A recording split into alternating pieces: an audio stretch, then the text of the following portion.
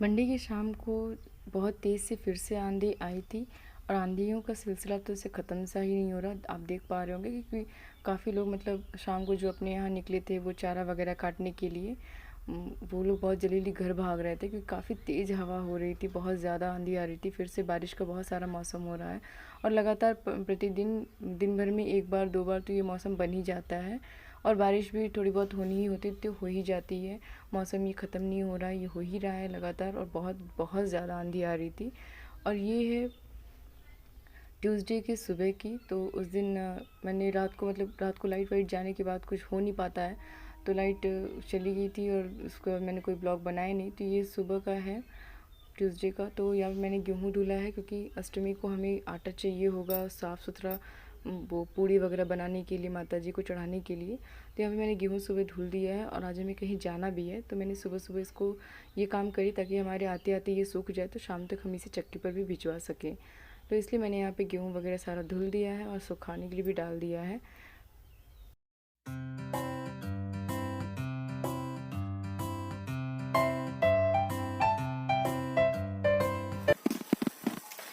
Hello, नमस्ते, नमस्कार, कैसे हैं आप सब? आई होप आप सब बहुत अच्छे होंगे, स्वस्थ होंगे, खुश होंगे। तो अभी सुबह सुबह मैं रेडी हो गई हूँ, घर का सारा काम मैंने किया है, झाड़ू पोछा। खाना नहीं बनाया है क्योंकि मैं फास्ट ही हूँ और इन लोगों को मैंने कुछ भी नाश्ता करवा दिया और अभी हम लोग चल रहे हैं, कहीं घूमने जा रहे हैं आज। सारा काम निपटा दिया है ताकि आने के बाद का कोई काम ना रह जाए क्योंकि थकान हो जाती है आने के बाद तो कोई काम हो नहीं पाता है। और रह गया खाना, तो खाना मैंने जानबूझकर इसलिए नहीं बनाया क्योंकि सब लोग वैसे भी बाहर जा रहे हैं और आते आते हमें चलो शाम हो जाएगा तो खाना कोई दोपहर का खाने वाला है नहीं। मंदिर में तो सीधे सिर्फ शाम को ही खाना खाएंगे। तो दोपहर में आने के बाद मैं देखूंगी, मैं कुछ बना दूंगी, बाकी बाहर तो कुछ ना कुछ सब खा कर ही आएंगे थोड़ा बहुत। तो चलते हैं फिर। और इस वक्त सुबह का मौसम देखकर कोई कह नहीं सकता कि कल रात तेज़ आंधी और तूफ़ान और बारिश भी हल्की हुई थी। काफ़ी तेज़ धूप है, बिल्कुल लग ही नहीं रहा है कि इसके पहले थोड़ा सा मौसम ख़राब भी था और काफ़ी फसल तो जो नुकसान हुआ सो हुआ ही है और लगातार मौसम मौसम भी ख़राब बना है। और इस तरीके के मौसम में ना लोग बीमार भी बहुत जल्दी पड़ते हैं, काफ़ी धूप रहता है फिर अचानक से ठंड हो जाती है।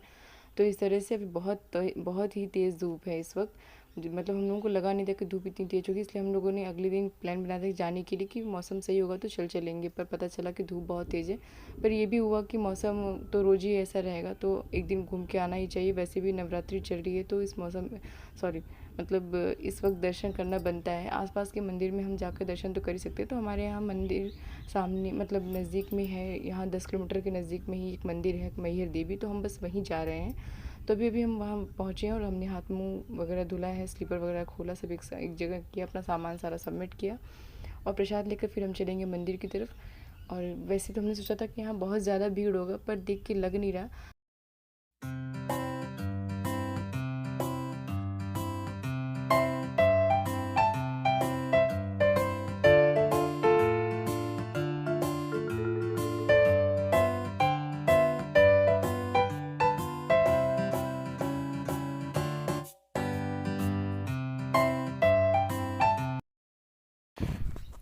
बस इसका तो शुरू हो चुका है। जैसे हम लोग रास्ते में कहीं भी निकलते घूमने के लिए, किसी भी काम से इसको लेकर जाना है तो इसको बस गाड़ी छूना होता है, गाड़ी लेना होता है, बस घूमना। यहाँ वो ज़िद करना चालू कर दिया क्योंकि छोटे छोटे खिलौने जो भी होते हैं वो सारा रखा होता है। बच्चे देख कर रोने गाने लगते हैं। और ये देखिए जंप कर करके जा रहा है, मतलब इसको कहीं भी चैन से नहीं रहना है। दो लोग पकड़ के अगर जब भी इसको ले जाएंगे तो ये उठ उठ कर जंप करके चलता है। और जब यहाँ पे हम लोग टीका लगवा रहे थे तो ये भागने लगा, लगवा ही नहीं रहा था बिल्कुल, और सारे कपड़े मतलब सबके कपड़े में ये पोंछ कर जा रहा था।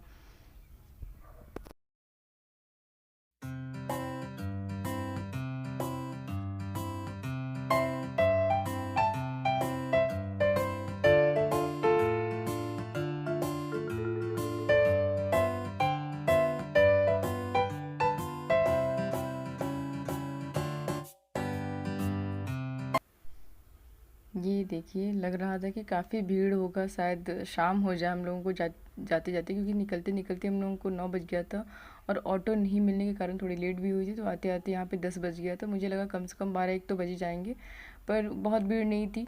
करीबन आधा घंटा लगा, आधे घंटे में हमारा दर्शन पूजा भी हो गया। तो हम लोग यहाँ से दर्शन करने के बाद कहीं और भी जाएंगे क्योंकि समय बच गया था। तो ये हुआ कि कहीं और भी दर्शन कर लेते हैं साथ में।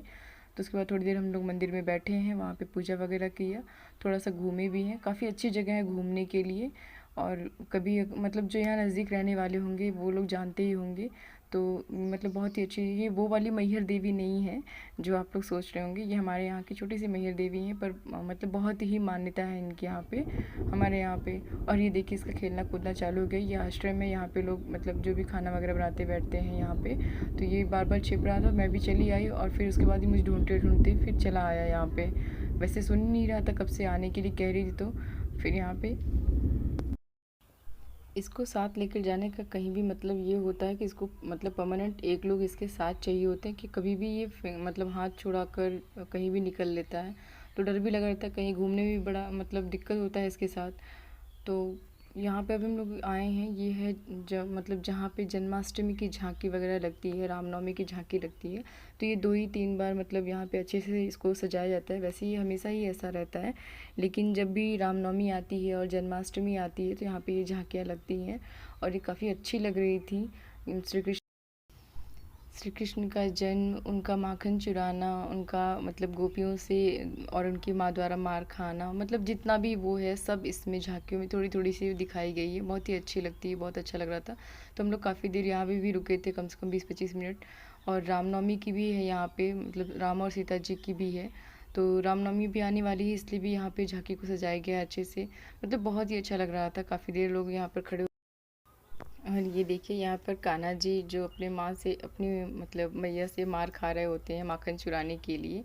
सारा दृश्य बहुत ही अच्छा लग रहा है, देखिए। क्या है, क्या है ये बताओ? जेसीबी कह रहा, जेसीबी।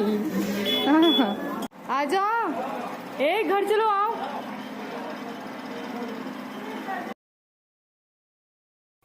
और वहाँ से फिर हम लोग यहाँ पे शीतला चौकिया चले आए, जो हमारे जौनपुर का सबसे मशहूर मंदिर है, शीतला चौकिया जौनपुर। तो हम लोग वहाँ पे चले आए, और यहाँ पर इसने यहाँ पर भी वो अपना गाड़ी वगैरह चलाना शुरू कर दिया। और यहाँ से ना नीचे जो है वो बहुत ज़्यादा पानी भरा पड़ा है, तो हम लोग नीचे गए नहीं, क्योंकि बारिश जब होती है तो नीचे बहुत ज़्यादा पानी जाती है। और दर्शन यहाँ भी हम लोग ने 1 घंटे में ही, आधे घंटे में ही कर लिया। तो उसके बाद हम लोग यहाँ पे आए, नाश्ता वगैरह किया, क्योंकि मैं तो व्रत थी और ये लोग नहीं थे, तो फिर इन लोगों को कुछ खिला पिला दी। कभी सुबह से हम लोग कब से निकले थे, और मैंने खुद ये चाय पिया। वैसे व्रत के दिन बाहर खाने लायक तो बिल्कुल नहीं होता, पर उस दुकान पे लहसुन और प्याज के बिना ही सारा फलाहार वगैरह, चाय और बाकी सारी चीज़ें बनी थी, तो इसलिए मैंने चाय ज़रूर पी लिया, क्योंकि सुबह से मैंने चाय भी नहीं पिया था। तो फिर घर आते ही तुरंत उसके बाद मैं खाना बनाने में लग गई, क्योंकि नाश्ता ही सब करके आए थे, भूख तो लगी ही थी सबको। तो मैंने रोटी बनाया, और साक्षी दी को मैंने दही और रोटी दिया, बेटी को मैंने दूध और रोटी खिलाया। और अभी मैं बस फ्री हुई हूँ थोड़ी देर के लिए, और उसके बाद मैंने सारा कपड़ा वगैरह ठीक किया, जो भी घर में थोड़ा बहुत सामान बिखरा पड़ा था, फटाफट से मैंने वो कपड़े जो कल शाम को आंधी आई थी तो फिर फोल्ड नहीं हो पाया था। और अभी कपड़े कुछ जो हम लोग आके भी खोले हैं, तो सबको मैंने नाश्ता पानी करा दिया, मतलब खाना वगैरह सबको दे दिया। दीदी को दही दे दिया है, और बेटी को भी मैंने दूध रोटी खिला दिया, बहुत थक गई थी। तो मैं खुद के लिए मैंने दही लाया है, और थोड़े से मैंने पपीते काटे हैं, तो मैं भी वही खाऊंगी। भूख तो नहीं लगी है, लेकिन डाइट भी जरूरी है, इसे थोड़ा सा खा लेती हूँ, दिस वीकनेस सी लग रही है। और अभी लाइट भी नहीं है, लाइट का वेट कर रहे हैं, गर्मी भी लग रही है, बहुत नहीं पर थोड़ी देर में लग रही है। शाम को सारा पूजा वगैरह करने के बाद, सारा काम कंप्लीट करने के बाद, ये रात का खाना का है। तो मैंने सब्ज़ी में पत्ता गोभी और आलू की सब्ज़ी बनाने के लिए सोचा, तो यहाँ पे पत्ता गोभी काटने के लिए मेरा बिल्कुल मन नहीं था, तो मैंने चॉपर में इस तरह से चॉप कर दिया, और बहुत अच्छे से हो जाता है। आप इस तरीके से मोमोज के लिए भी यूज़ कर सकते हैं, और सब्ज़ी के लिए भी फटाफट से कट जाता है और जल्दी से हो जाता है, समय भी बचता है आपका। तो इधर मैंने सब्ज़ी काट के रख दिया, एक तरफ रख दिया मैंने दाल, और जब तक मैं रोटी बनाऊँगी तब तक दाल हो जाएगा, और उसके बाद मैं सब्ज़ी भी छौंक दूँगी।